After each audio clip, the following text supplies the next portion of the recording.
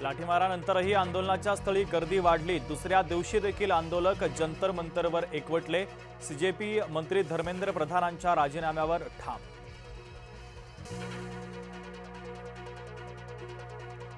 ठाकरे गटाचे खासदार सीजेपीच्या आंदोलनस्थळी भेटीसाठी, तर संजय राऊतांसह अरविंद सावंतांचा आंदोलकांशी संवाद।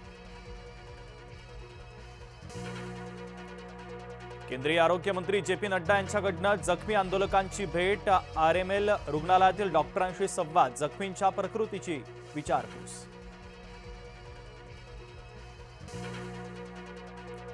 लोकसभेचे विरोधी पक्षनेते राहुल गांधींसह प्रियंका गांधी जखमी आंदोलकांच्या भेटीला रुग्णालयामध्ये जात जखमींची केली विचारपूस। आधी दिल्ली पोलिसांनी हल्ला केला, अभिजित दिपके यांचा आरोप, तर मुलींनाही अमानुषपणे मारहाण केल्याचा दावा।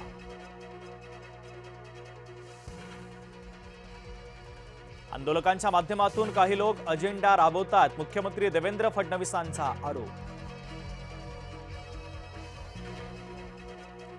नीट पेपरफुटी प्रकरणामध्ये दोषींना कठोर शिक्षा करणार, पंतप्रधान नरेंद्र मोदींची बैठकीत ग्वाही।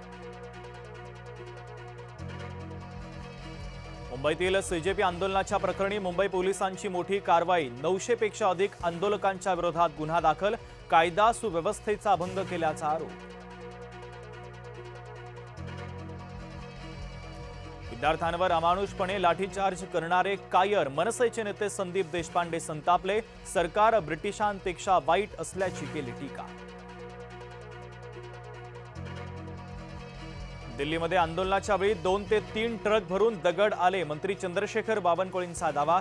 तरुणांची माथी भडकवली जात असल्याचा केला आरोप।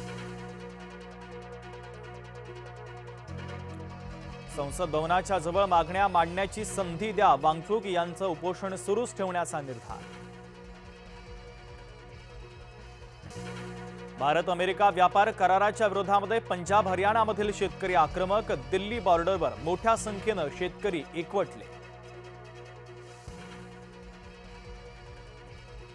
20 जिल्हा परिषदांच्या आरक्षणावर आज महत्त्वाची सुनावणी। 50% आरक्षणाच्या मर्यादा ओलांडल्याने निवडणुका रखडल्या।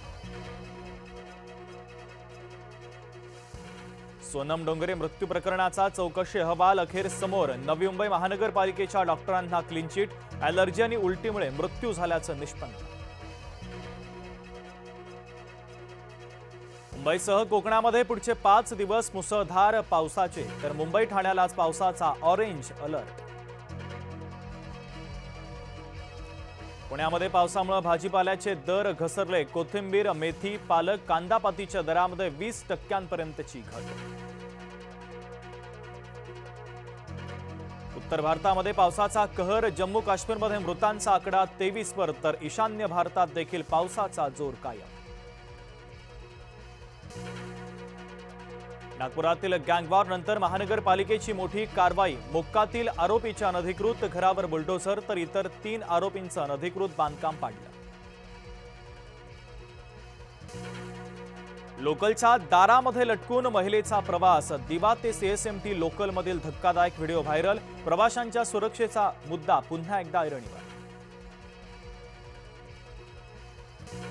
11वीचे 2 लाख विद्यार्थी प्रवेशापासून वंचित, राज्यात आतापर्यंत 12 लाखापेक्षा जास्त विद्यार्थ्यांचा प्रवेश निश्चित। गणेशोत्सवासाठी रेल्वे गाड्यांचं तिकीट मिळेना, आरक्षण सुरू होताच काही मिनिटात संपलं, तर प्रतीक्षा यादी देखील फुलली।